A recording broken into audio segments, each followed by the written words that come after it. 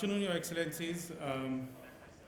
First of all, thank you, Sergio, for this platform and this amazing program he has put together.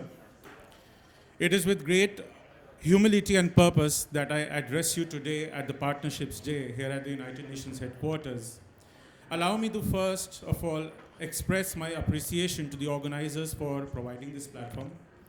A platform where voices from across regions, institutions, and sectors can come together to reflect on how partnerships must be reimagined, not as optional instruments of cooperation, but as the very foundation of justice, equality, and survival.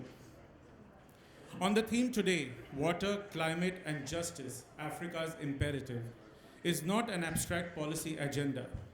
It is the lived reality of millions of people across my continent, Africa, and increasingly across the world. Excellencies, in Africa alone, more than 400 million people lack access to safe drinking water. Over 700 million lack basic sanitation. And every year, climate induced floods and droughts erase the decades of developmental progress, pushing families deeper into poverty. These numbers are not simply statistics, they represent children denied an education, mothers risking their lives in childbirth, and communities caught in the cycle of preventable diseases. This is not tomorrow's challenge, it is the today's crisis. And it is a crisis that we must frame not merely as one of the development, but as one of justice. Because when children in one part of the world enjoy safe, abundant drinking water, while children in another part of the world drink water from contaminated streams, this is a question of justice. Ladies and gentlemen, if the international community is serious about SDGs, particularly SDG 6, that is clean water and sanitation, SDG 13 on climate action, then we must recognize that water is not charity, it is a human right. We must move beyond fragmented projects. We must invest in resilient infrastructure. We must prioritize decentralized community-based technologies. And we must put people, especially Africa's youth and women, at the center. But dear delegates, we cannot achieve this transformation in isolation. Not a single government, not a single institution, not a single sector carry this burden alone. This is why true partnerships grounded in solidarity and justice are most desirable, they are imperative. Excellencies, we must also address the question of financing.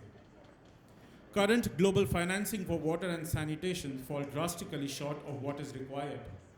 Too often, funding is trapped in bureaucratic cycles or directed towards projects that satisfy donor priorities but do not reflect community realities. Let us imagine for a moment the transformative impact if partnerships were to prioritize water as the entry point for achieving multiple SDGs. With clean water, we reduce child mortality. With safe sanitation, we keep girls in school and uphold women's dignity. With reliable water supply, we secure agriculture, improve nutrition, and strengthen food security. With climate-resilient water systems, we reduce displacement, prevent conflict, and contribute to peace. Water is the thread that binds all of us together. It is not just an agenda item. It is the foundation upon which the Sustainable Developmental Goals rests. As we look to Africa's Agenda 2063, the vision of the Africa we want, it becomes clear the Africa we want is an Africa where water is abundant, accessible, and equitably managed. The Africa we want is an Africa where climate action is not reactive but proactive. The Africa we want is an Africa where justice means no child is denied of clean water because of where they are born.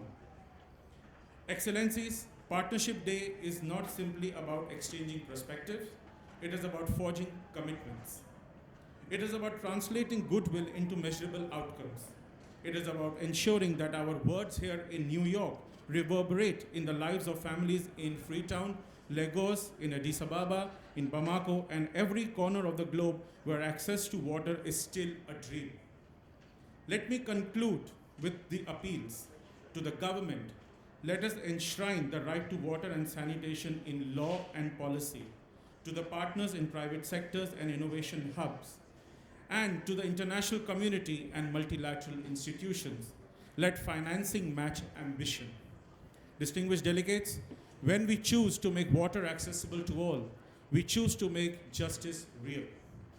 When we invest in Africa's resilience, we invest in the resilience of the world. When we transform water and sanitation from scarcity to solidarity, we will have honored not only the letter, but the spirit of the SDGs. And so, I invite you all to walk with us, not tomorrow and not in the decade, but today. Because justice delayed is justice denied. I thank you.